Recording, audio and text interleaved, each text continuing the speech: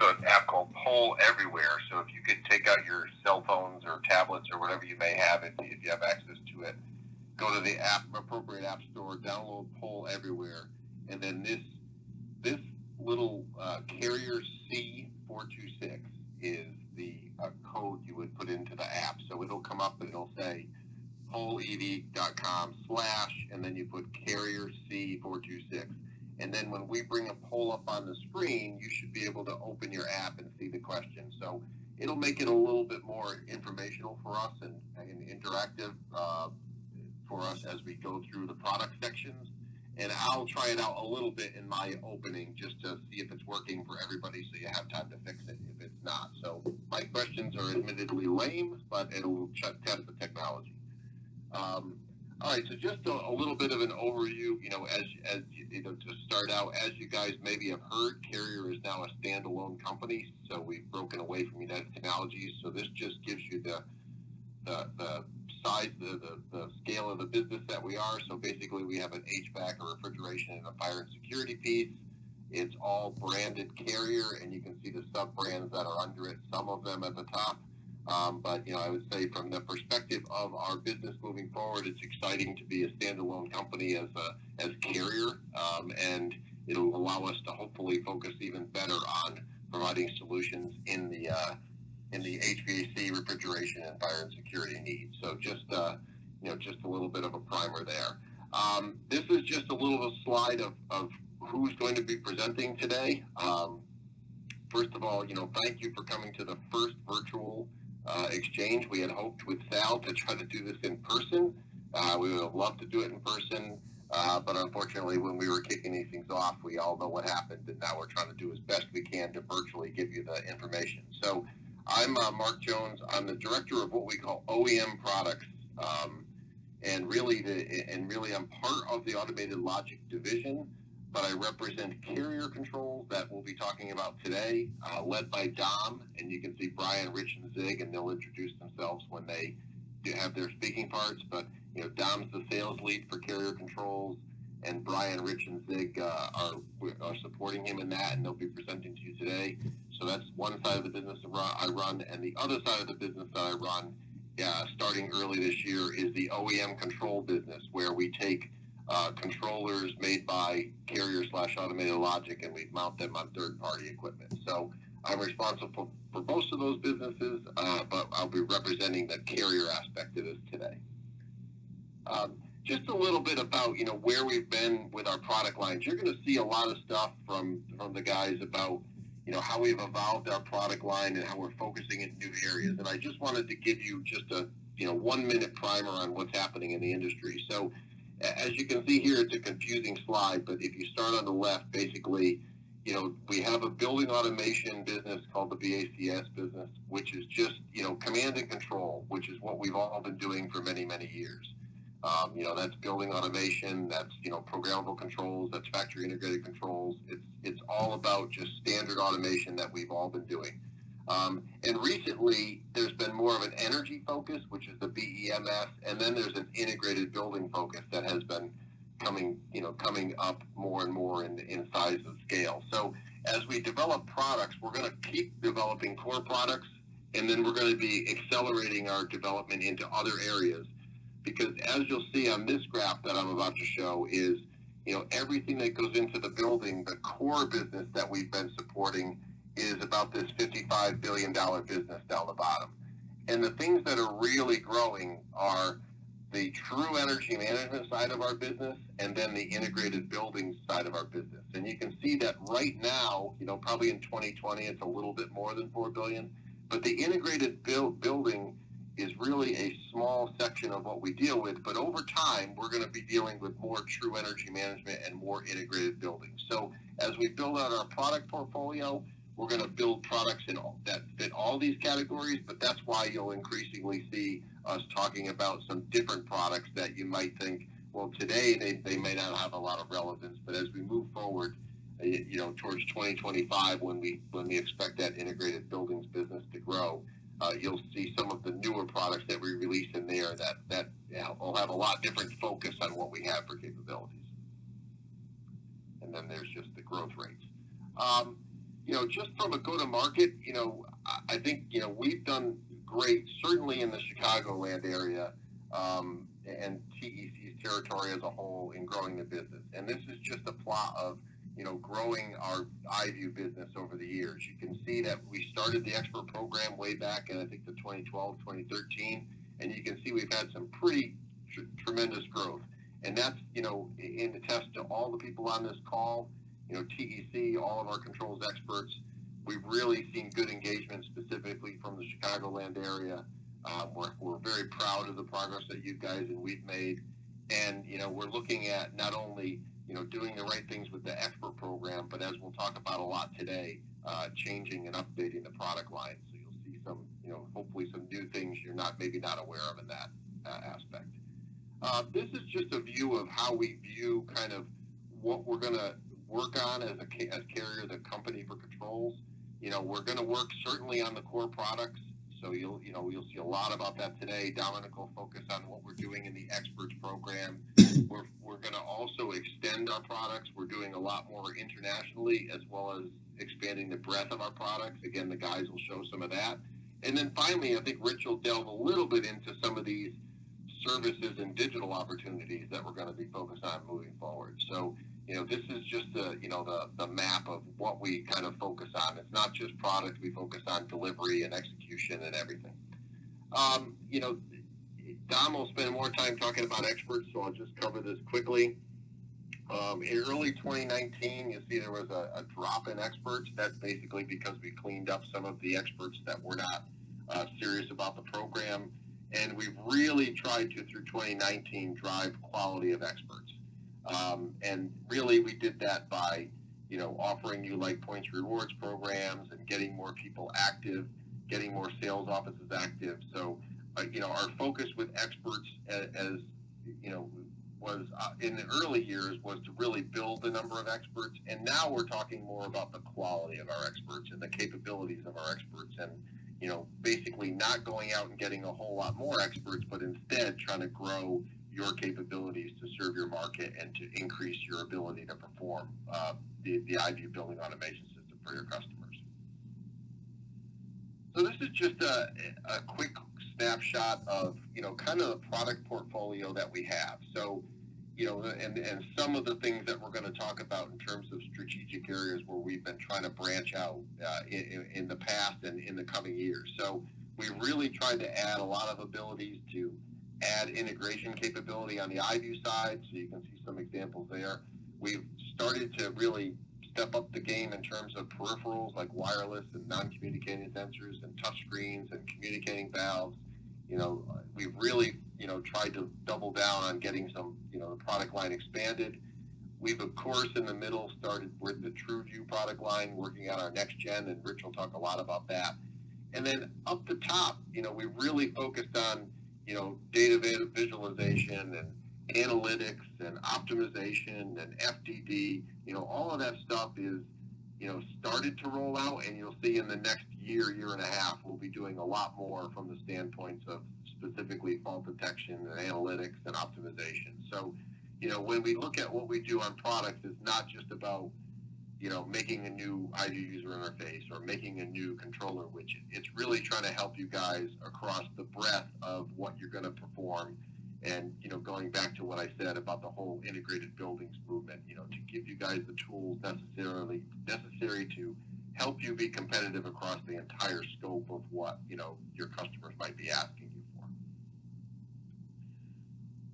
I thought this was a really good view in terms of where we've been with our controls products. I know many of you in 2019, you attended our Controls Expert Expo, and, I wanted to give you a flavor of all the new stuff that we've introduced from 2017 to 2019. And what you'll see here is everything from sensors to new optimization features to new reporting capabilities to new controllers, touch screens. There's a lot of stuff in here that we've released. And really our focus is on really refreshing our product line, from the ground up. So adding new things and then, bringing, taking things like universal controllers and bringing out new versions with more capabilities. And in the upper right, that's just a caption of how many more devices we've introduced in an area. So from a field installed peripherals, we've increased those 60% over the last couple of years. From a core hardware perspective, so those would be the controllers you guys use every day, those have increased 20%. And finally, from a software perspective, we have 30% newer or different software. So really, it's really doubling down on trying to get a lot more stuff developed for you guys to give you guys refreshed capabilities and expanded capabilities. And I think, when you look at this, it's pretty surprising that, we've introduced that much in such a, relative small amount of time. So big changes have come, and you'll see from Brian, Rich, and Zig and Dom, more stuff is on the horizon. What I'd like to refer to here is, we keep track at a company level of how new the products you guys are that you're buying from us. So basically, are you buying stuff we've had for 10 years, or are you buying stuff that we've, released in the last couple of years? So we have this index which keeps track of, what are you guys buying from the standpoint of what's been made in the last 3 years or remade in the last 3 years. And what you'll see is this in 2020, this number you are already buying from us. 50% of the products you buy from us have been refreshed or totally newly released in the last 3 years. And you can see in 2017, you were only buying about 10% of the stuff which was really refreshed in the last 3 years. In 2020, it's upwards of 50%. And by 2022, we really expect that what you're buying, 75% of it is redesign or new designs. So we're, the point here is as I said earlier, we've doubled down on development, trying to get you guys more, better, wider product line, and keep it refreshed. And that's one of the key things I think that we need to continue to focus on to keep you guys with the products you need and to keep us differentiated from the competition. So why is all this important? Because everything we're going to show you today is really about delivering products to you guys. But the more that we deliver, hopefully the more that you buy, and then the more that we can invest in the growth of the product line. So if you think back to that slide I just showed from 2017 to 2019, lots of new products, and we want to continue that pace. So everything we're going to talk about in this presentation, some may be new, some maybe you're not considering buying, or maybe you didn't know about it. But just remember that everything that you invest with us in by buying products from us, we're able to reinvest in the product line to keep the product fresh and to broaden its capabilities to help you guys not only be successful today and next year, but be successful years from now. All right, so we're going to try the first quiz. So again, if hopefully you've got the app working. It's an admittedly lame question, but I thought I'd put it up there. So basically the question is, if you open up your phone and it says, I'm aware that Carrier offers peripherals, including NSA, NSB, and smart valves. And I hope you're all going to say yes, because I know that Sal is a good purchaser and Steve are good purchasers of the product. So, again, an admittedly lame question, but hopefully people are getting access to the tool. And I don't know, Dom, can we see how many responses, or we can't? See how many responses. But this is just obviously a test, so just try to log in and make sure it works. And you'll see this other option on the survey that if you can't get it to work, you can actually text to this number 22333, and then text this word Carrier seat 426 to 22333, and then after you do that, you can text A or B to answer the question. So not the ideal way, but you can text in a solution, text in an answer if you want. All right, we'll move on. One last, pitch here is everything that we talk about. Rich is going to talk about a lot of stuff. Zig's going to talk about a lot of stuff. Brian's going to talk about a lot of stuff, a lot of new products.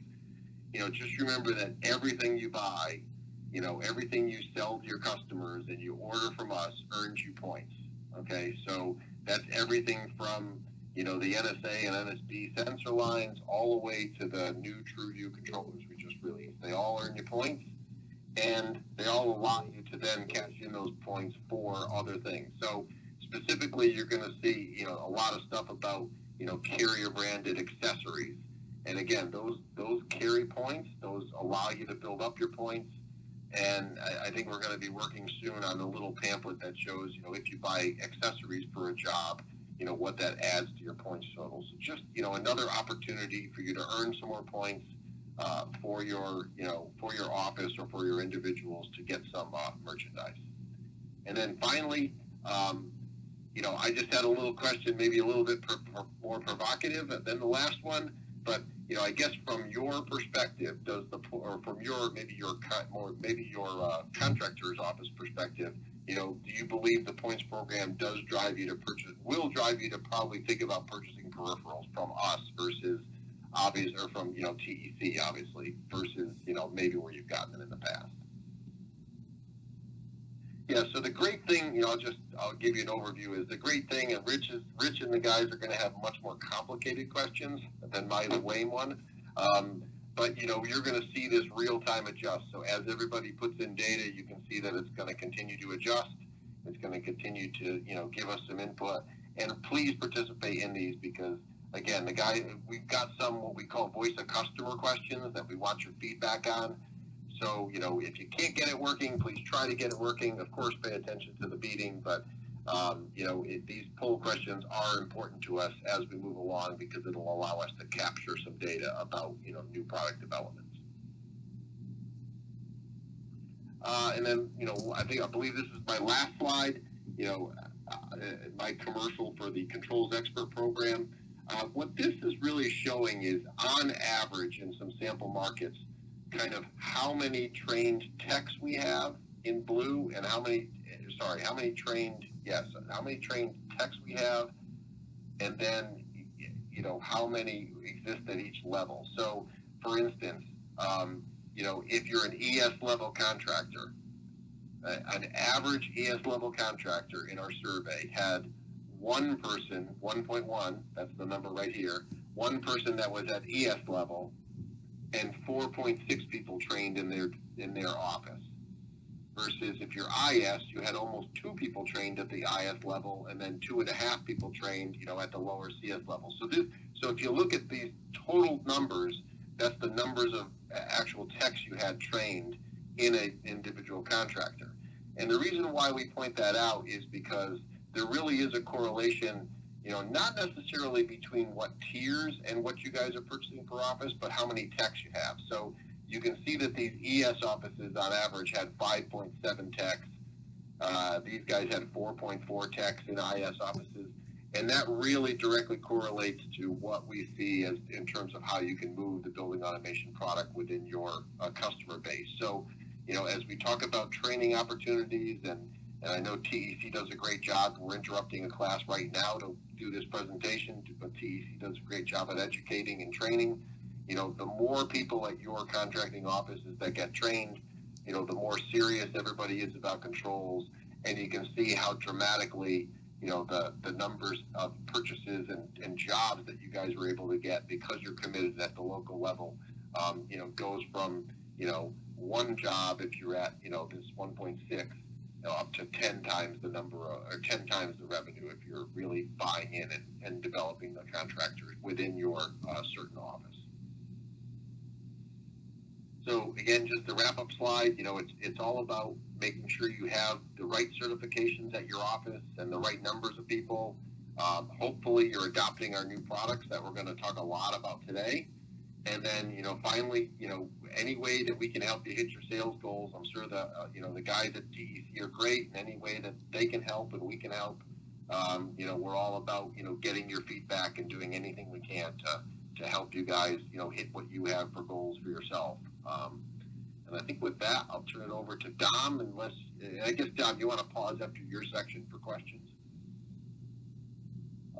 Sure, we can pause after my section for questions. That's fine. Absolutely. Yeah, just because we're a little bit behind, so. Sure thing.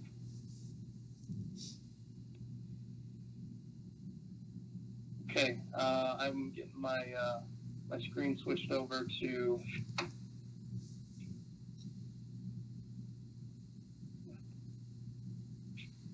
There we go. Can you see my screen? Yes, sir. Excellent. All right, perfect. Thanks, everyone. Thanks for joining today. Dominic Iorio. Going to talk to you guys about Expo program and sales resource updates, things that we've put together to hopefully help you guys succeed and hopefully elevate your business to the next level. During this section, we'll talk about the Controls Expert program and training updates, sales and marketing updates, the Expert Expo, and then closing. All right, so to kind of expand on what Mark was talking about, we took a step back and said, okay, how can we help our experts improve the most? What can we do to help you guys improve? And, looking at just in general, what are strategies for improving, right? You have to start there. Obviously, as Mark showed you, elevating existing technicians is a great way to help you improve. If you have existing trained technicians, taking them from a CS level to an IS or IS to ES. Training more technicians, taking techs that, maybe on the service side of the business or maybe on the pipe fitter side of the business, and teaching them at the very least the CS level products and tools, but potentially even carrying that on to full level controls tech capabilities. Training sales staff, sales goals, setting sales goals and establishing those goals in line with both revenue as well as potentially attachment rate, something we can talk about. And then self-marketing, social media, logo use. What can we do to help you guys get the word out for yourselves and along with the product? And then finally, a big part of that is helping you stay informed. So with that, we're going to talk about all these things throughout the presentation, but I wanted to start out with a poll everywhere question to understand, and this is a word cloud, so you just type in the words that, things that you are aware of. So I'm looking to find out here, what new or updated controls expert resources are you aware of? And I'm thinking of things like bulletins or certain types of training. So not to give those two the biggest boost, but please feel free to open up the Poll Everywhere app and type in items that you're already aware of, resources that you're aware of that we've provided in the last, since you've become a controls expert.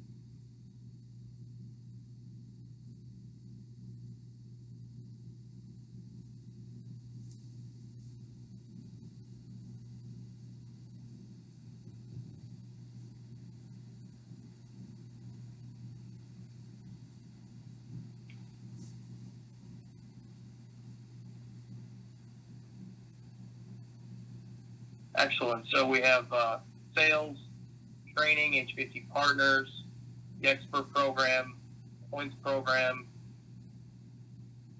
emails, TC, definitely, bulletins, virtual, LinkedIn. Good. This is great. This is pretty much a summary slide of all the things I'm going to talk about. This is great. So excellent. So some of you may not be aware of some of the things we're going to go through, but I'll try to give you a little more detail on where they're at, how you can find them, how you can get signed up for them. But excellent.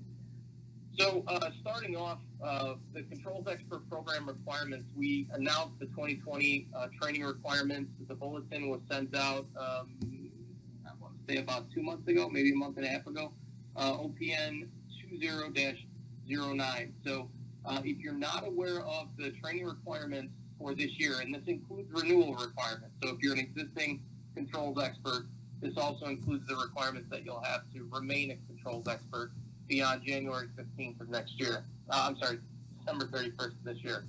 So, so definitely take a look at that bulletin. Some of the key things, or I guess I'll say the primary thing that you're going to notice different, or the biggest change you're going to notice, is at the ES level. So at the CS level and the IS level, we've updated those levels. We've updated the training to include the newer products, include the current level of iView. But you're going to notice the iView Pro start to transition down into the IS level. That's something that we're finding more and more revenue, or more and more sales with, I should say, more and more volume with. People are moving a lot more iView Pros. So we're starting to shift the iView Pro, especially we have the 5 and the 32 version, down into that IS level. with that, we've also received word, or feedback from the field that you guys wanted more snap training. And again, as Mark said, the more we help you elevate your capabilities, we're all about improving our experts, our current experts, not just piling more experts on the pile, right? So we've actually taken the snap training, which used to be a 2-day in-person training, and we've enhanced that to now be a 4 full-day training, but we've split it into 2 different classes. One being called Snap Essential, which is available both in person and virtually.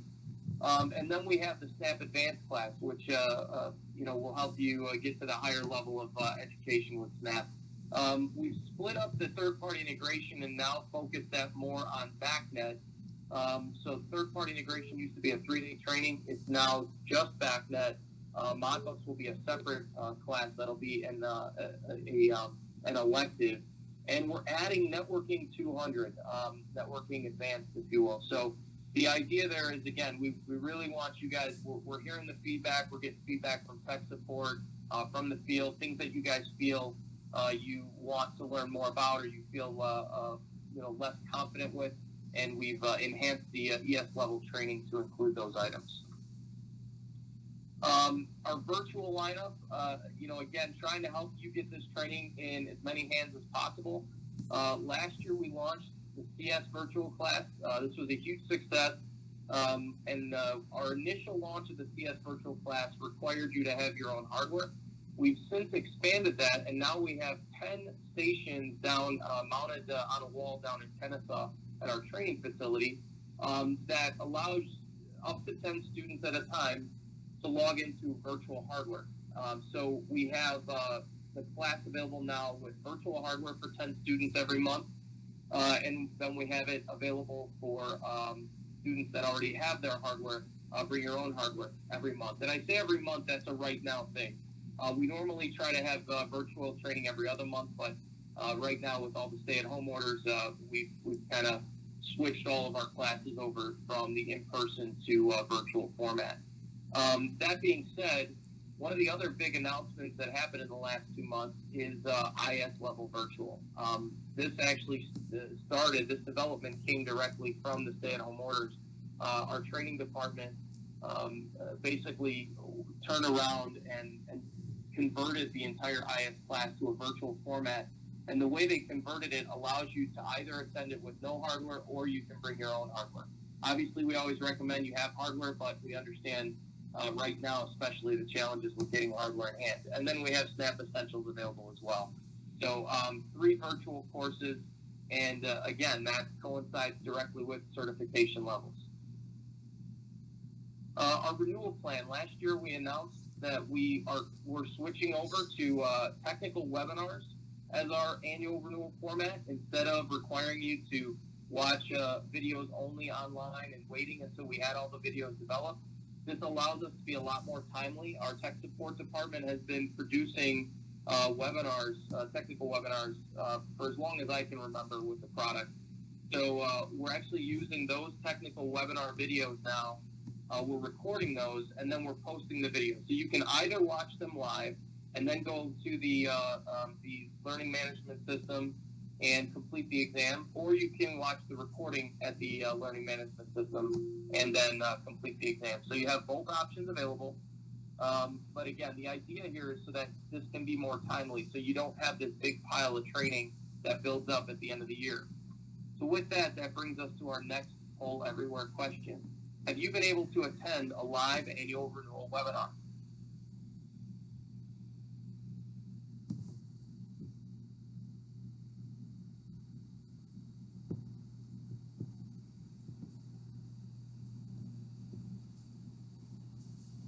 Okay. So, and I probably should have expanded this also. Asked, were you aware that you could watch them live versus waiting until they're video? But I'm glad to see that someone was able to, or at least a few people were able to attend them live. Definitely, if you have not yet been able to, I highly encourage it because, again, it gives you the ability to watch it live. You can actually ask questions directly to the tech support department, and then you can go to the learning management system and complete the exam. Okay? All right, so with that, this is a complete list of the annual training topics that we've had since 2016. So we've covered a lot of ground in annual renewal, and this is why annual renewal is so important, right? If you became certified in 2015 or 14 and you didn't complete all these, this is all the knowledge you would not have. So if you have not been able to stay up or stay on top of your annual renewal training, please get with Sal. All of this training is still available via video on the learning management system. And again, so far for 2020, we have ConnectStat 4.3 that's already out, that's posted, that's in the learning management system. You can go complete that now. We have the IB Pro location-dependent access, and integrated controller is actually coming up. That's going to be available live June 18th, 10 a.m. Central, 11 Eastern. So if you're not registered for that class, please do so. We sent the email out, I believe, 2 days ago with the registration link. If you did not get that, well, you'll be finding out shortly how you can go ahead and get that. All right. The sales kit. So last year, this is direct feedback from a customer. We've had customers, tell us that they felt that it was too hard to get the information out of HVAC partners that they needed. So we went back and we basically spent a couple months as a team collecting and organizing all of the information that we have made available that is available in HVAC partners in various locations for sales personnel, sales staff. And we collected that and grouped it together in 9 different categories. The categories being sales training, control talk training, IV system, zoning, chiller plant, sensor options, thermostats, and other. And this includes videos and PowerPoints and brochures, etc. All of this is available in the IV Sales Toolkit, and these are basically just zip files. You download them, you open them up, they become a folder on your computer. When they're updated, we mark them as updated on the screen, and then you download the latest and greatest, and we'll send that out in a newsletter announcement or in an email. So please, if you haven't done so already, make sure you get this, download it, and get it into the hands of all your sales staff.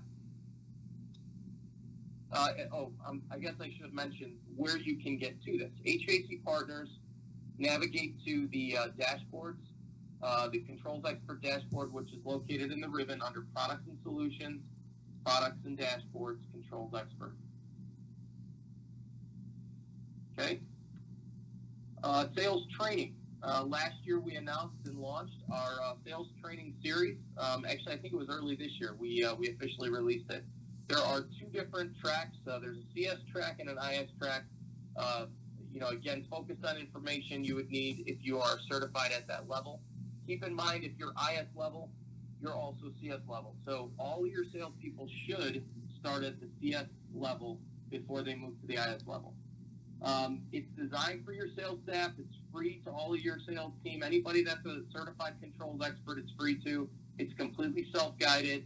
There are videos. It's an entire series, or you can just watch one. Totally up to you, but we made it available, again, in a very structured and organized manner, so you could assign these to your sales staff and actually make those a sales goal for your sales team. So to get to these, you're going to log in HVAC Partners, navigate over to the Learning Center, and select the Controls Expert Training Portal. Logo update. So as Mark mentioned, we're no longer a part of United Technologies. Carrier is a standalone company, and as such, we removed the UTC bar. We've also had a font update as part of the marketing initiative. So the new Carrier Controls Expert logos are available in HVAC Partners in the marketing folder. And we do have a migration schedule. So if you are using this on your vans or your office, you have up to 2 years to complete the switchover. If you're using them on uniforms, hats, shirts, etc., you have a year. So download these today, update your websites, update your vans, your hats, your shirts, and start getting the word out. Email process update. So in about, I'd say, the last 2 months, we switched over to a new email process that all 3 of our groups are using combined. So you'll now receive all communications from Controls Expert Marketing at Carrier.com. This includes technical bulletins, sales bulletins, and all marketing communications. The big benefit of this is it allows us to maintain a list that's easy and clean, and also consistent method. So if you're getting one message, you're going to get all of them. All bulletins will no longer be attached to the emails. They'll now be linked back to HVAC Partners. The big benefit of this is for any of you who have been locked out of HVAC Partners because you didn't log in within 3 months, this will help you maintain that login. Okay? So if you have not received emails from us within the last few weeks, as I know for certain we sent the email for the webinar this week. I received it, I think it was Monday. All you have to do to get logged in is go to HVAC Partners, navigate to the Controls Expert dashboard, and in the upper left-hand corner under Quick Links is the registration button to register for these emails. Okay, and that'll ensure that you're on the list and you're also you've approved the emails, because we do have to follow some rules with approvals. LinkedIn page. So earlier this year, we announced that we created a LinkedIn group, or a controls expert group within LinkedIn. The Controls Expert group is private. It's exclusive to active certified carrier controls experts. Log in at LinkedIn, search for Carrier Controls Experts. You should find the group, and you can request to join today. Again, if you're not currently certified, you will not be allowed in, but once you become certified, that's when you want to get your registration or request your login. So, and that being said, this is available to anybody that works for a certified contractor. So anytime I say that, it's about the company, not the person. So if your company is certified, you're able to get into this. YouTube channel. We also announced earlier this year that we were launching a Carrier Controls YouTube channel. We're trying to keep the content very frequent. I took this screenshot a couple days ago, and you can see several of the videos were posted within a week or two. The videos include Why to Buy, which is a new video series that our marketing team is putting together, press release videos, and then also we have some system videos in there. So navigate to YouTube, search for Carrier Controls, and when you find it, click the subscribe button. Updated marketing resources. So our training department is constantly working. Marketing department is constantly working on updating marketing resources. And in the last year, they redesigned the Ivy brochure, the Ivy line card, the Ivy microsite on Carrier.com.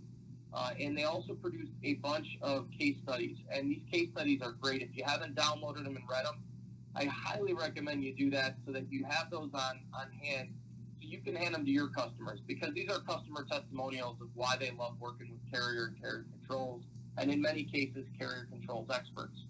So these are a direct relation to what you're trying to provide your customer. We have them available in verticals. So if you're looking for a healthcare version or a sales office version or a theater, some specialty locations, we have them structured in that manner. These are also all available in that sales toolkit.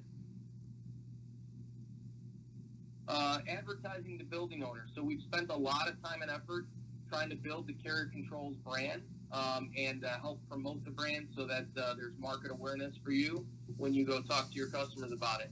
I don't have the statistics, unfortunately, because this is virtual. We had to slim down the slide deck, so I pulled off all the numbers. But there are several thousand impressions that we have put out with these, or these have been displayed on people's devices, websites they visited, etc. And one thing that I do recall from the numbers is that our click-through rate was fairly good comparative to industry standards, and also the time that people are spending at the website.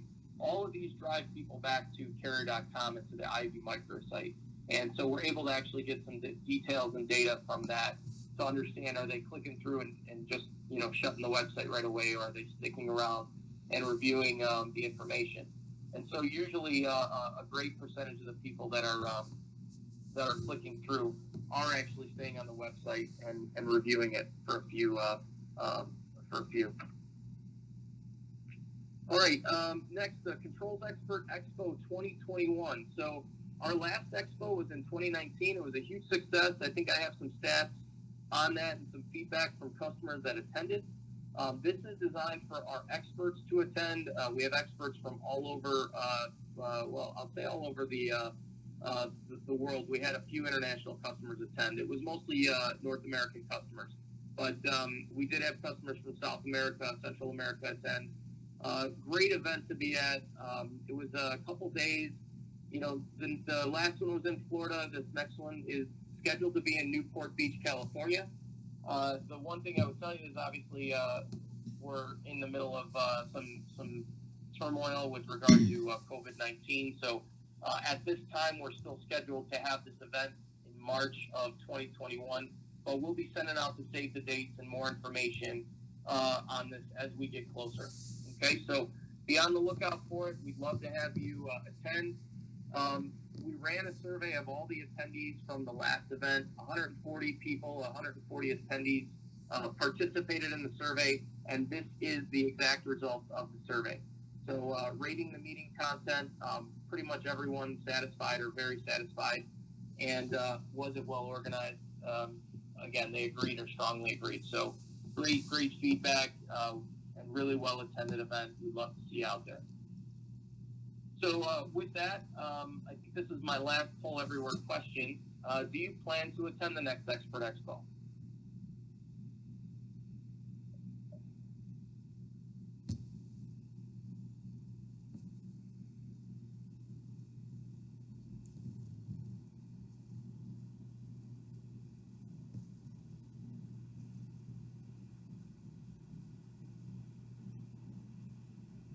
Great. And so this is what I'd expect to see. I'm happy to see that the majority are looking to attend. We'd love to see you out there. And the last one was definitely very well attended, a great event, and a lot of fun for our side too. So in closing, just to talk through some steps to success. One thing we recommend, start with scheduling a meeting to review your business with Sal and team. Review your goals, your sales goals with Sal. Identify areas where you guys can work together to help your business grow. And Sal and team, they can help you guys establish or identify, how you can actually execute those opportunities, with regard to trainings and schedules, et cetera. Establish your goals. Get your sales team goals set up. Make sure that they're at the very least, their goals are to learn about the product this year. Determine what help you need to reach your goals. Determine and communicate expectations to your team. Make sure your entire team and your entire company knows you're a controls expert. It all starts there, right? If you're the only person in the company that knows, everyone else isn't helping you promote the business. Monitor and communicate your progress with your team and schedule follow-up meetings accordingly. So with that, I thank you for having us and for attending this virtual meeting. What I'd like to do now is open this up for questions and give you guys we'll say a 5-minute break before we jump into the next session, since we're running a few minutes behind today. So you all should have the mute button controlled on your side. So if you have any questions, feel free to unmute yourself and ask away.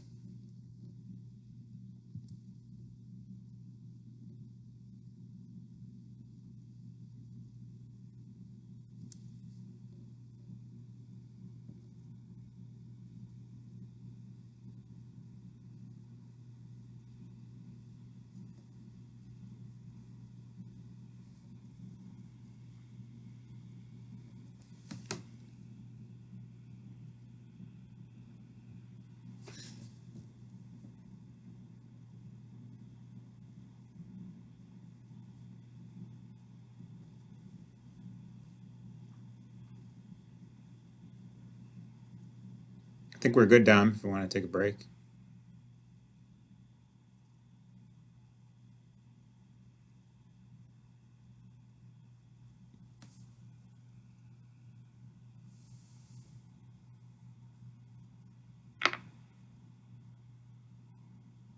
Sorry, I was on mute. Yeah, let's go ahead and take a 5-minute break.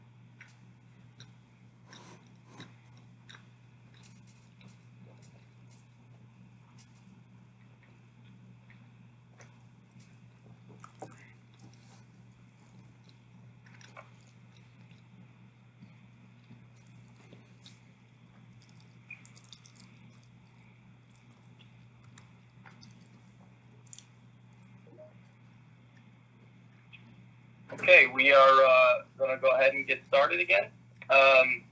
Next section of the meeting will cover product, and Brian Leduc's going to kick us off. So, Brian? Okay, excuse me, I assume everyone's seeing my screen. So what we'll be talking about is standalone VAV RT Open, which was a recent release of the software in the VAV RT Open product. Bear with me here, guys. Here we go. Okay, so what we're going to cover here is define what we mean by standalone non-linkage VAV RT Open. Talk about what's different in this version. Talk about the main features and functions. And I guess I should say up front, the reason we're bringing this to your attention is that while it is designed to provide support for situations where we don't have our controls on the air terminals, it's not unexpected that one of our experts may be in kind of one of these field job, might be hired to assist with getting one started up and integrated along with the third-party vendors. So we wanted you to know what was different, what the features and functions are that are supported, and give you a quick rundown of that in the event that you do encounter it in the field. So again, non-linkage is really the key here. So the previous release of the product, as you probably all know, VAV RT Open, designed to provide full VAV system operation when using an LC chassis, small package rooftop, in carrier IV Open VAV terminals. That uses what we call airside linkage for communications between the open air terminals and the VAV RT Open.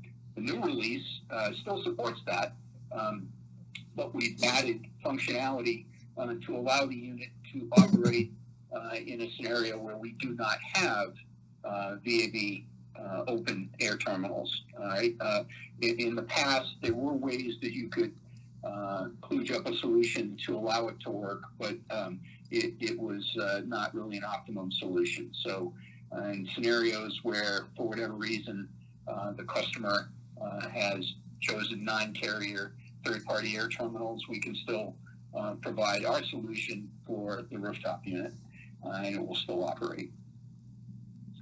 So again, what is supported, as I mentioned, full IVU airside linkage is still supported. So this is really a running change to the board.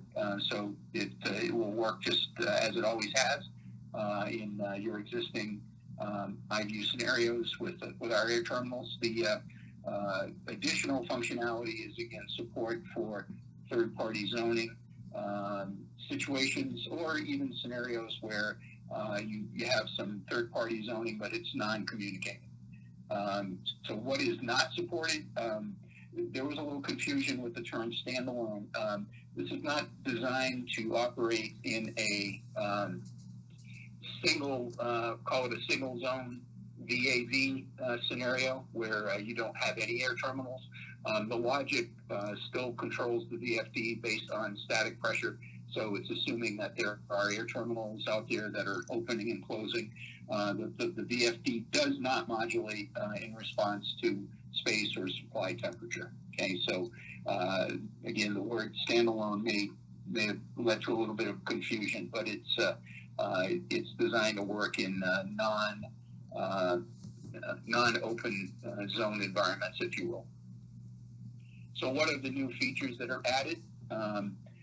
Again, obviously, the big one is that it will operate in a third-party zoning system. All existing features are still currently available. We've added return air temperature control with local set points. We've added optional space temperature sensor input, local occupancy scheduling, interface capability to third-party BACnet VAS systems, and equipment touch support. There will be a metric version of this. I don't know if any of you guys get up into Canada, probably not, but there will be a metric version available that can be field installed. There won't be a factory-produced metric version. There'll be a version that you'll get from partners, download it, field install it. The literature has been updated, so there is an entire section in the controls, startup, operating, and troubleshooting guide that speaks to the new standalone functionality. So I encourage you, if you anticipate dealing with one of these units, to download the updated equipment manual for this, the controls startup operating troubleshooting manual. Okay, so let's talk a little bit about the individual features. The return air temp control. This is a hardware input for return air sensor, either factory provided factory provided and installed. The logical default is standalone mode using RAT. Standalone functionality can be used for startup during construction. Nothing has to be connected to the network to operate. Again, I don't know that was easy to do with the previous iteration, but now you can get the unit started and operating before you've connected it to a network. Local set point schedule was added for the RAT-based mode determination, so it'll figure out heating, cooling modes based on what it's seeing with return air compared to the local set point. And it does support OCC and UNOC values. The network point can be used by a third-party backnet system to transfer in a temperature, so if somebody can write to that RAT. The display will always indicate, if you're looking at this from a graphic touch, or if you had it connected to Field Assistant, it'll indicate the source of the control and temperature. The RAT control will be inactive when open linkage is configured. So if you are applying this in a traditional IV open scenario, the RAT control mode will be inactive. And then when linkage is active, the local RAT sensor will still operate, but it will be display only. You have some options for occupancy. Obviously, we have now a separate onboard occupancy schedule, but we can accept input from third parties. So we have a BAS on-off point, that multi-state point that can be written to. So it can be inactive, occupied, unoccupied. Occupancy can be controlled by the backnet on-off, by a backnet schedule, by remote occupancy binary input, or an equipment touch. We don't recommend that just because it can tend to be a little bit confusing. But again, if this is being applied in a third-party scenario, it's likely that occupancy is coming in from another source. Always occupied is the default in a non-linkage standalone scenario. So again, you power this thing up initially when you're not talking to linkage, haven't done any connectivity to any third party, it defaults to occupancy. So you don't have to do any hocus pocus, jumping an input or anything like that. There's an unoccupied fan cycling mode. What that allows you to do in unoccupied, and the unit's normally off, is to allow the return air temperature to be sampled to determine whether or not you want to operate the equipment during unoccupied. So you can program in a fan sequence to start every hour, although that is adjustable. It'll run for up to 4 minutes, measure the RAT, decide if what mode of operation is required. If RAT is outside the unoccupied set point, the unit will start and it'll run in heating or cooling mode until the unoccupied set points are satisfied. And the feature is disabled if the RAT or network RAT is used, a valid space temperature sensor is installed and functional, or if IV linkage is active again. When we're using it in traditional IV applications, some of these features are disabled. The optional space temp is used similarly to what the RAT is used for, although it doesn't require that you run the fan. So if you locate, say, a base model ZS sensor in the space, it can be used to determine if you need to come on for unoccupied operation. There's a hardware interlock relay, so you can provide a signal to third-party air terminals that the unit is in heating mode. This is also a network accessible point. Equipment touch support, as I mentioned. Again, it's may or may not be present on the system, but it can be used for startup. third-party interoperability is obviously one of the primary reasons that this was produced. We have in the manual updated all the BACnet points that are now available to a third party, so temperature sensing, occupancy, status mode information, additional user configuration and other information that a third party might wish to read. There's a complete list of the points in the manual I mentioned earlier. Just some things to keep in mind when these are in a third party environment. There are over 190 points that are accessible via BACnet. Of those, 87 are read-write.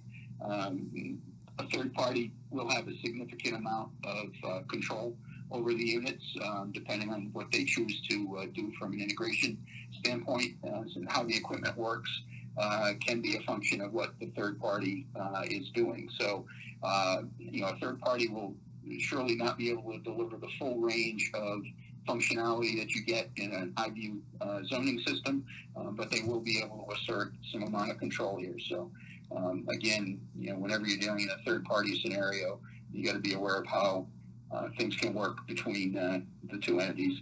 Again, if you're asked to, if you're hired to help out with a startup, a third party may require some technical assistance to complete the integration. And with that, I will turn it over to, I'm not sure who, Rich, I think, possibly. Yes, sir. Yep. All right, let me get mine going here. Thanks, Brian.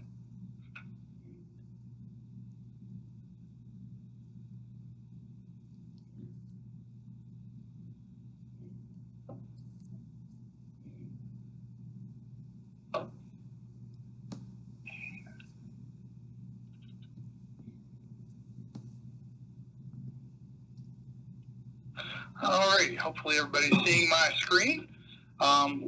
Today we're going to talk about, I just have the poll everywhere. Reminder here, don't put your phones away because we do have a poll question at the end of this. So if you haven't done it yet, please go ahead and get to the poll everywhere app for your phone. Our discussion today is going to be on building controllers, what we've come out with in the past year or so with the new TrueView lineup. And so we're going to talk about the what we came out with just about a year ago, April 2019. We started with TrueView MPC processor and I/O, and this new processor that it does a lot of things that the existing MPC product that we had, the Open MPC, didn't do.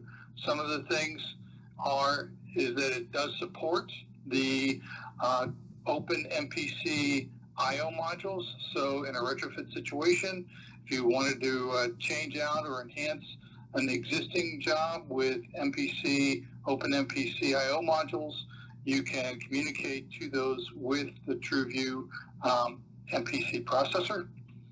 It also has its own I/O bus, which can talk to all the new I/O modules. There's an 812 module, a 48 module, and a 012 module. We'll talk a little bit further about that in the future slides. One of the key features of these I/O modules is there's no more jumpers. So inputs are all configured through software, and outputs are configured using a dip switch to switch between analog or a digital output. They can be DIN rail mounted, and that's the hallmark of our new TrueView lineup, is that you can certainly mount them all now on a DIN rail and connect them all together. Makes them very nice for being able to mount them in a panel. Or you can also have remote mounting option capabilities. With the I/O capabilities of this new processor, you can communicate and control up to 180 points max. So way more than what we had on the existing Open MPC lineup. And one of the other key features is it's a new lower profile that fits in the panel. So if you've bought our XT router or XT Link, You may be used to a certain height of those in the panel. These are now 2.1 inches in height, so very low profile. You can use a panel that's not as deep as you had to with some of the other products. So just going around the processor and looking at some of the features, one of the key features is it does have an RNet connection port, so you can use our ZS sensor lineup. You can use the equipment touch on this product. So anything that can go onto the RNet on previous products can go onto this RNet. As I said, there is a port on here for the XNet expanders, which is the legacy open expanders, so you can communicate to them right from that one port there. The I/O bus is pretty unique on this product in that you have it on these connectors on the DIN rail. So to add another I/O module to this, you just basically snap it in on the DIN rail, and they communicate directly through that connector. There's no wiring, no fuss, no muss. You can even use the same power that's coming into this processor to power several of the I/O expander modules. But if you wanted to remote mount or hardwire it in, the I/O bus is also available to you. It's a 3-wire connector, and it connects right there on the processor module as well. So some of the features that we did with the TrueView lineup is we really enhanced its capabilities, especially when it comes to communicating on Ethernet. It's got a GigE 100,000 megabit Ethernet port that supports BACnet over IP, Modbus, TCP/IP, and as well as it's capable of DHCP addressing. There's a service port now, so when you're looking at this, the service port is what's most visible because you would typically walk up to the module and plug into that with your laptop. There is the GigE port is actually on the side of the unit, so it's not as visible from the top. And that's obviously because, if you're going to have this wire routed for the Ethernet communications, it's going to come into the side more than it would come from the top. But the service port is great for using Field Assistant to be able to start it up. And with the latest driver versions we just released, you can now actually wire in the equipment touch 2s onto the service port. So you can have a faster communication to the display using that and not having to worry about maybe having to connect in through the RNet port every time you wanted to have the equipment touch 2 plugged in. It's got a real-time clock, which will last for 3 days. There's no batteries in this thing. It's got a super cap. Obviously, it's capable of any kind of system or standalone operation. It supports native BACnet MSTP, and it does support BACnet over ArcNet communications, and that can be on port S1 and or S2. As I said before, it's DIN rail mounted or screw mounted. It supports up to 9 TrueView expanders or 6 of the MPC open expanders. And it is all based on a Linux operating system. And this is the first time we have had a true BACnet building controller and everything that entails with that. It does I/O control. It has a router built into it, and it also has BBMD capabilities so that it can do routing functions on subnets. It does support BACnet interoperability and routing within BACnet over IP, BACnet MSTP, BACnet over ArcNet. We have the capability of up to 1,500 third-party BACnet points that you can communicate through integration. So, that does not include any of the points you would talk to on your iView system. But if you had to bring in some other third-party BACnet points, you can bring in 1,500 into this one controller. And it supports up to 200 Modbus points for system integration. This has built-in network diagnostics capabilities for troubleshooting. You can get to that through the service port. You can get to it through iView. You can view that information numerically or in trend graphs. It has the capability of up to 999 control programs Obviously, that's depends on the available memory. So if you have very large programs, you're not going to fit 999. But take a look at the memory capabilities that we have increased this to. You know, it has 16 gig of flash memory, 256 meg of DRAM, 22 meg available for use. And if you wanted to compare that to the existing OpenMPC, you know, it had 8 meg of flash. We got 16 gig of flash. The old one had 8 meg, had 16 meg of non-volatile battery-backed RAM, and it had 12 meg available for use. So we increased the amount of memory in this product tremendously. As I said, we came out with 3 new expanders to work with this product. Commonality among them is they're all removable screw terminals for I/O connections. Each one of these expanders can either be mounted on a DIN rail or screw tab. Each one that has outputs has HOA switches for all the output channels. And on the inputs, they're all software selectable configuration. There's no jumpers. And you can mount these directly to an MPC processor or mounted remotely up to 1,000 feet away. So there's some huge advantages even with the remote mounting capability. The MPC product was just 100 feet away. And I should mention too, all inputs and outputs are universal. So there's no worrying about, you know, I've used up channels 1 through 5 for thermistors, and that's all I had. All inputs are universal. All outputs are universal. So let's just take a look at a few application examples for this product. One is you can use it as a router, right? You can just buy the processor and use it as a router, communicate from your iView server, BACnet over IP, and then it can talk to ArcNet on one of the ports, talk to MSTP on one of the ports, MSTP on both of the ports, and so you can route up to 159 devices through this one BACnet MPC processor. Adding to that, you can also make it a BACnet BBMD device. You know, a lot of times your iView server is on a different subnet just because of, you know, where IT is located in the facility. And so, you know, maybe your server is on, you know, 192.16 subnet, and through this IP router, your BACnet, your controllers are going to be on a 192.18 subnet, requiring you to configure a BBMD to route, and so this device can do that. So it's BACnet IP, it's a router, it also can do BBMDs to anything on that subnet.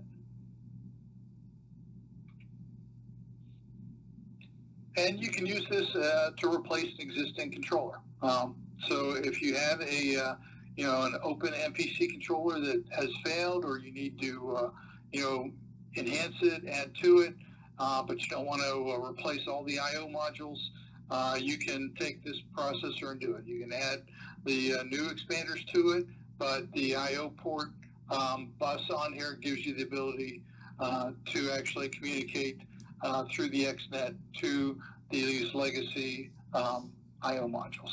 So it can act as a replacement controller. And you can see in this scenario, we're not using the Ethernet connectivity at all because there may already be an existing router on the job. So it's just sitting on the bus just like any other controller on the MSTP or ArcNet bus.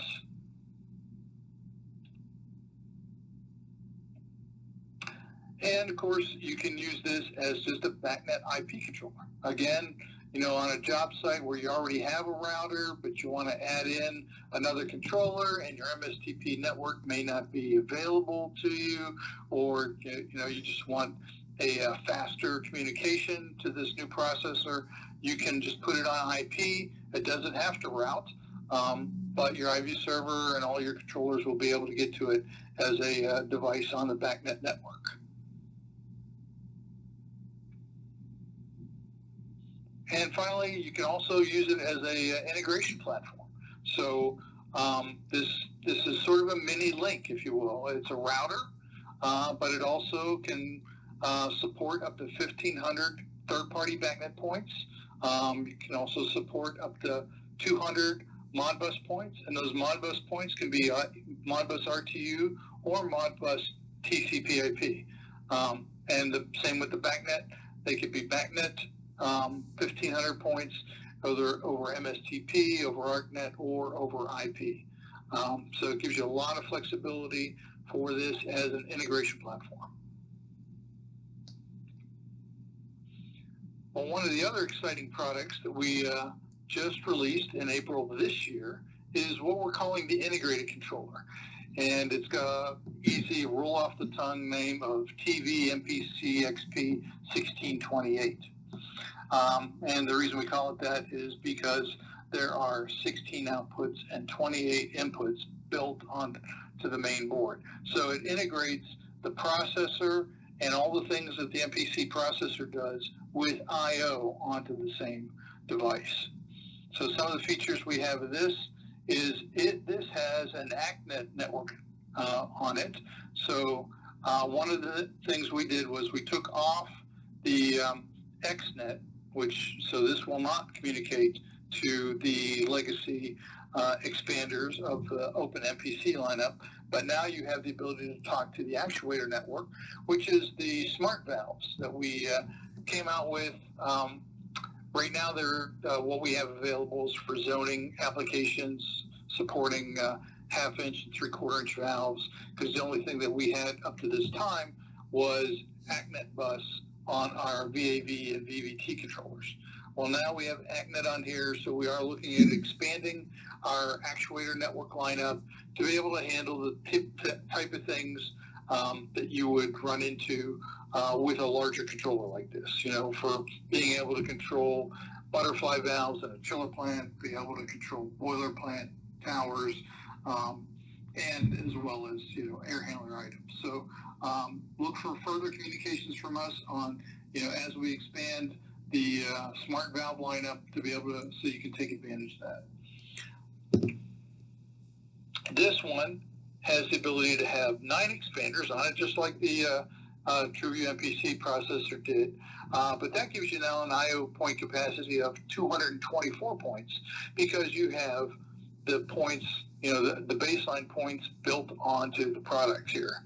So even more point expansion capability than you had before. As I said, with the latest driver, you get this on the existing MPC product, but now the service port has the ability to plug in your Equipment Touch 2 as well as Field Assistant into that and set this up and even do tunneling through this product to be able to communicate like you would a Field Assistant on if it were on the main BACnet bus, BACnet network. We have Autobot capability built in for port S1 and S2, so that makes it quicker if you're doing integration with somebody that's not our typical baud rate. It will go ahead and auto sync with their baud rate. Obviously, if you have something at 9600 baud on port S1, everything has to be at that baud rate. You can't mix and match, but it will make it so you don't have to go to some setup to be able to get things talking. It will just automatically sync to it. One of the other cool things we did with this, and we're going to be adding this to controllers as we move forward, is we've added a QR code, so you can scan this with your phone or tablet, and it'll take you to a site that has documentation on it about the product, the product data sheet, some installation manuals, any bulletins that we may have, as well as you will be able to also deal with any kind of RMAs on the product. So you'll get the serial number off of this product when you scan the QR code, as well as, you can set up the, when you do get the serial number, you'll also be able to set up the MAC address for this thing on the BACnet network. So the QR code is going to be an integral element moving forward for us with our TrueView lineup, and especially any product that has to communicate over IP. So just walking around this controller will go through these relatively quick. We have the service port. It's an IP-based service port for being able to talk to field assistant, the HMI, and it still has the existing web server for the basic configuration that you set up for the original MPC product in. It's got a USB port on it for making changes to like the operating system. If you had to update the Linux operating system, that's where you would do that. It's got LEDs that are programmable. So if you've got a control program and you want to have this sitting in a panel and something goes wrong and you want to let people know to open the door and take a look at the controller, and if this is flashing at a certain rate, you can do that with your own program, and you can go do whatever you want to with it to be able to have it flash, come on at a certain time, and program those. There's 2 LEDs that you can do that with. As I said, it's got the Gigi port for BACnet IP and Modbus. 6 universal outputs here. They support voltage and current, dry contact output, which is rated at 24 volts AC at 1 amp. So the binary outputs are all just contacts. You got a status LED on the outputs. The I/O bus expander, as I said before, is great for being able to just daisy chain these on a DIN rail. Your 28 universal inputs include dry contacts, thermistors, RDDs, pulse counting up to 60 hertz, voltage and current inputs. And each one of these connectors, as you can see, they're stacked to be able to get, all of these 28 points in a relatively small space. We stack them on top of each other, and for every input, you have a ground input, so it's not like some of the older controllers where you had a ground every 2 or 3 inputs. We give you plenty of auxiliary power supplies. There's 4 connections here to be able to power up, things like CO2 sensors, humidity sensors, 24 volts DC at 500 milliamps. Again, your ACnet connects over here. You've got the I/O bus for any expanders if you don't want to use that connector. And then port S2 and S1. S1 is ArcNet and MSTP. S2 is just MSTP. ArcNet connection again here. We do have a communication expansion port here for future. So, when we do come out with other items, some of the things we're looking at is like wireless Wi-Fi connector or maybe a Bluetooth connector. That's probably where that would go. Again, our QR code and the power goes in over here, 24 volts. So that's a quick trip around the controller. Just to give you an idea of how this compares, as far as the I/O capability from the TrueView MPC that we released a year ago and this one,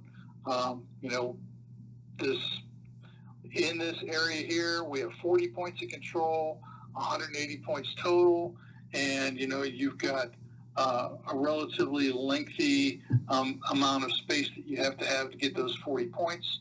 Under the new device, you get 44 points in a very small, compact area, and this will total out 224 points.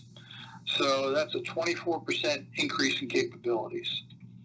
And just going through some of the numbers here of what we've done to even improve on the existing TrueView MPC, we increased the memory. The new 1628 has 512 meg of memory. The aux power has got more power on it, 500 milliamps. The ArcNet power has way more power on it now, 262 milliamps. We changed the COM port from XNet to ACnet, so we can support the smart valves. As I said earlier, 224 points versus 180. Points per square inch, you get a much higher point density, 61% increase in I/O per square inch, and the mounting area is smaller in comparison, 80 square inches versus 127 square inches. So 37% less mounting area for the same relative point capacity.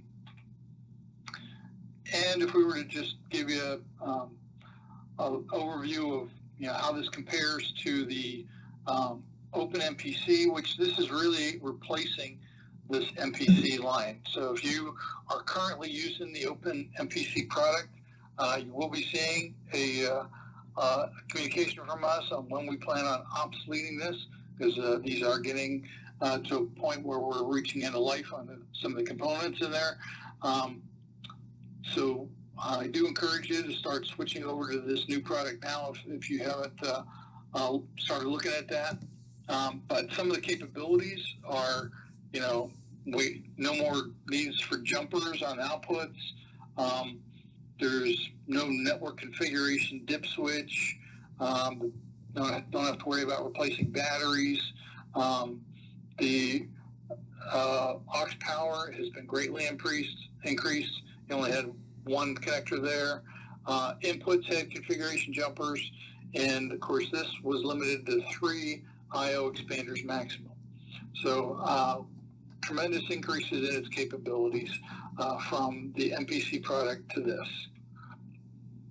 And we do have this on HVAC Partners. If you go to the product catalog and look up the TrueView lineup here, you can download this chart. It's a good chart. Right now, I'm not going to go through every point of it, but if you want to try to understand, where the TrueView lineup is greatly improved over the iView open lineup, you can take a look at this and see where we've made changes and, where our capabilities have definitely been increased with the TrueView. And, we have the TrueView Advantage over here as things that you can talk to your customers about why they would be interested in our TrueView product line as they move forward with us on new products. So just a summary on features. It's the same processor and capabilities as the MPC processor, but it does have twice the amount of memory. It's our highest point density controller, and we can stack this up against our competition really well.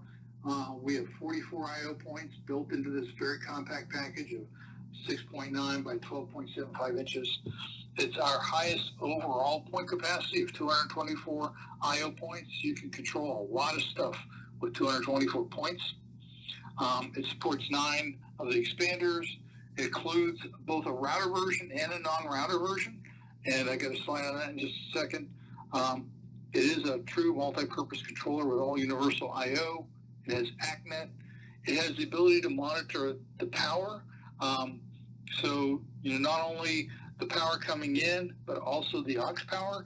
So if something were to happen and this power supply gets crowbarred because there's a short in the field and you're no longer reading a humidity sensor or a CO2 sensor, you can get an alarm on that aux power that it's shorted out.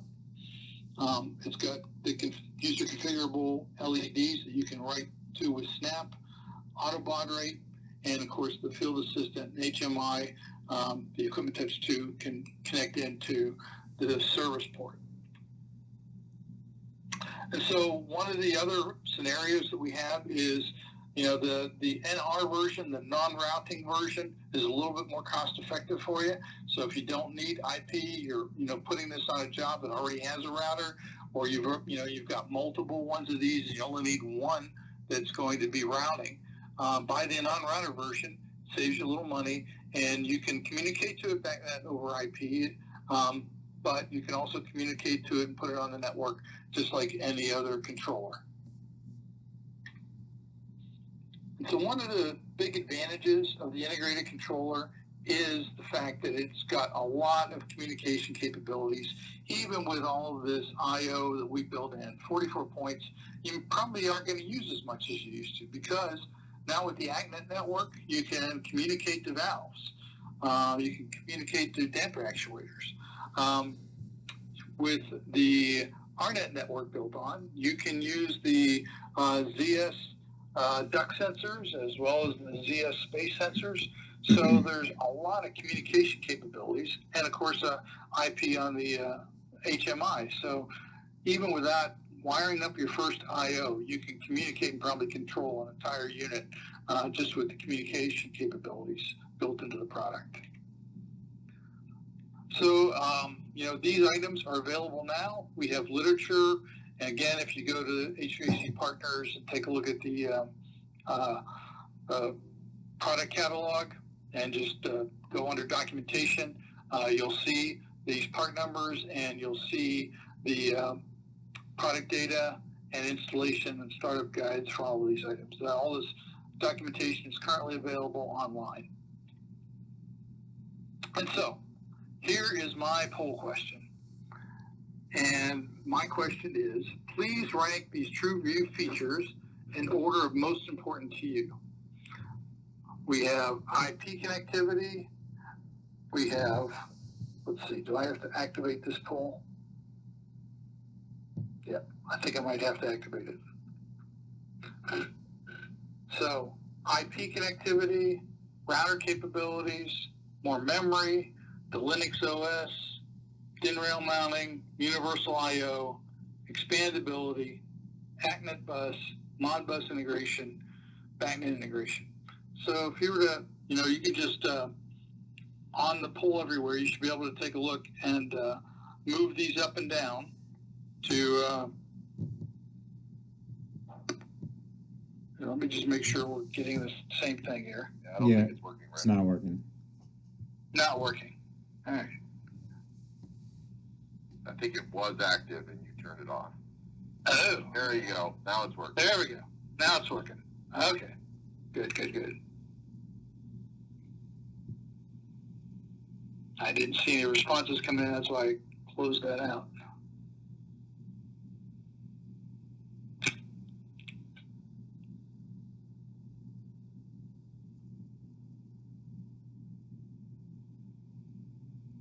So once you get them sorted,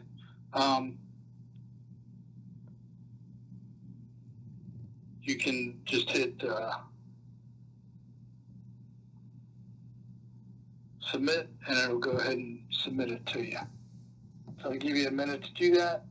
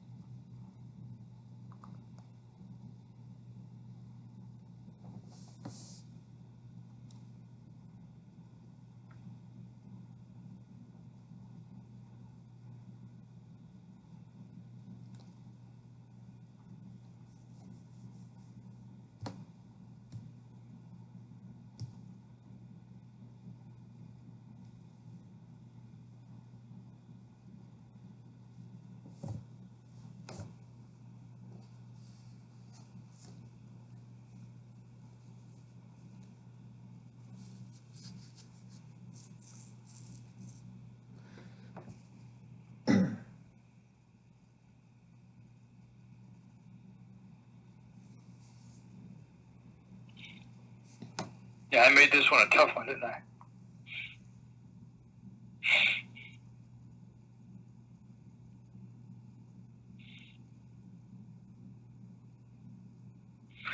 Okay, I think this is great. In fact, it was sort of back and forth between universal I/O and BACnet integration and IP connectivity, and we're sort of settling in on the universal I/O for everything being important, which is great. And hopefully, we're meeting your needs on these new TrueView product lines.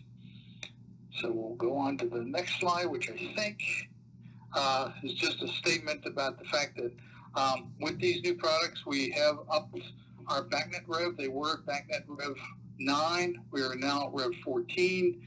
I know there's still another BACnet rev that we're working on for even further capabilities, but I think most of our competition is sitting around rev 14. And when we got that version, because these all sort of share the same basic driver capabilities, we got that on all of these. So the TrueView MPC processor, the 1628, 1628NR, and the XTLB and XTRB are all now BACnet Rev 14 capable. And that's what I had for me. So I guess Zig would be up next. Actually, we're going to take Zig's presentation and move it to tomorrow.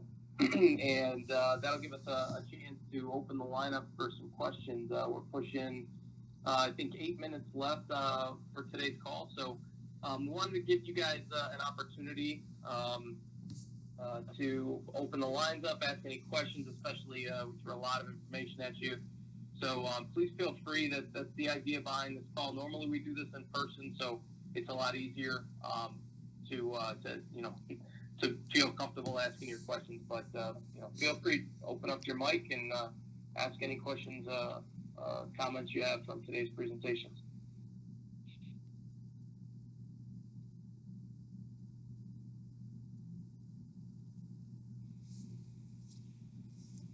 We should have put some seed questions. So what are you drinking tonight, Zig? Why is Rich's shirt so yellow? Hey Dom, I have a question, Dom. Sure thing. Is there a plan for the True View to be adapted to the Chiller View? So that would be the hardware they're using rather than the MPC. Yes. And if you want me to take that, we are looking at that product, at adding the Chiller View into the True View 1628 platform. There's still discussions on that. Obviously, the one thing that would not happen right away is the CCN communications capability, because we don't have that right now. But we are looking at it, and I know Brian is heading up some focus groups on, taking input for making that happen. We just want to make sure that covers it. Yeah, the Chiller View is not going to be obsoleted because we have a good amount of them out there without some sort of replacement. Yeah, I agree that's one of the reasons we're looking hard at it too. Is we did, when we had to do a last time buy with the Open MPC product. We did take into account that the Chiller View needs to live for a good long time. We don't have a good date on when we would say that that's going obsolete. That platform for Chiller View is going obsolete. But it is, when we do obsolete the Open MPC, we will not be obsoleting that Chiller View. So that will still be available, but we do realize, we do have to move into a new platform.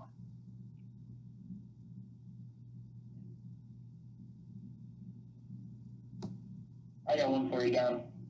What, and maybe it's for Mark when he started, now with the new branding, per se, with, Caribbean Kepler, what does that mean to us? Is that a good thing for you guys, that you don't have as many headaches, going up the food chain? Is it any difference? Well, I think it's going to be a great thing for us.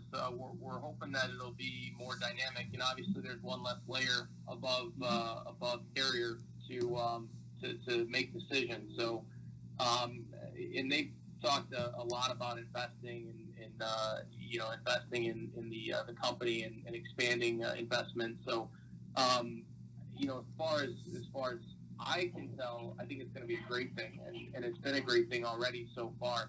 Mark, do you want to shed any more light on that? Yeah, I think it is. It's nice now because now at the highest level with the guy that's in charge, Dave Gitlin, there's already controls talks with him about how do we expand controls and double and triple it. So, that would have never happened with the heads of UTC. Obviously, with you're fighting against Pratt & Whitney and all the other, and Otis and everything. So yeah, I think it's a great opportunity because now, the talk of systems is not, I'll say further down in the organization. It's right to the top guy. And, I think the focus that we're going to see, hopefully, on even pushing harder will be great. And it will, hopefully make our lives a lot easier because we don't have to fight with the Otises and the Pratt & Whitneys for funding and things. So, yeah, I think it's a very positive move. I got one for you, Don. What, and maybe it's for Mark when he started, what does that mean to us? Is that a good thing for you guys, that you don't have as many headaches, going up the food chain? Well, I think Yeah, great question. Thank you. Thanks for that.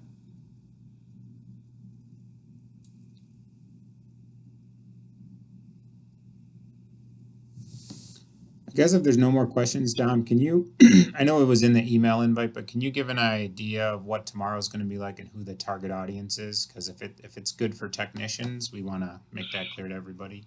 If they can try to get their techs on. Sure. So tomorrow, the agenda for tomorrow's meeting, the first 50 or 60 minutes, we're moving this thermostat conversation to tomorrow, presentation to tomorrow. That'll cover the ComfortView BACnet stats and Connect BACnet stats. Rich will come back on and talk about peripherals, presentation on peripherals and iView 8. So it will be the first half of tomorrow will be heavily product and application focused. And then the second half of tomorrow's presentation is actually going to be on controls guidance to help reduce the spread of infectious disease. So Brian Leduc's going to come on and present industry summarization, if you will, of all of the guidelines that we're seeing or guidance that we're seeing with regard to HVAC control sequences related to COVID-19 and reducing the spread. So that's our agenda for tomorrow. So I would say, inviting techs would be a great thing. If you think they have the time, we try to line these presentations up as close to lunch hour as we could. But I don't know if that answered your question, so. Yeah, that's great. For anybody who's got techs that are kind of managing their service agreement accounts, it may be good to catch the COVID portion because I know there's a lot of talk about it, and it's a good way to possibly add some more dollars to you with whether it's adjustments to the sequences or maintenance or whatnot. So.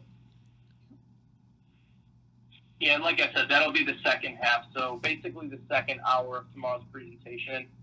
Just a note on this. We did, this is our first virtual version of the exchange meeting. So we really do want these to be interactive. So feel free to open your mic and ask questions. This is just Chicago, the Chicagoland and Milwaukee market that we're doing this for. This is DEC customers. So it's all familiar faces and familiar names, and many to me too. Great seeing a lot of familiar names on the call. But so that said, tomorrow, whoever you can open it up to within your organization, feel free. And with that, we are right at 1:00 Central. So thank you all for attending today's call, and I look forward to getting back together tomorrow for session 2. Yeah, thanks everybody. Thanks, guys.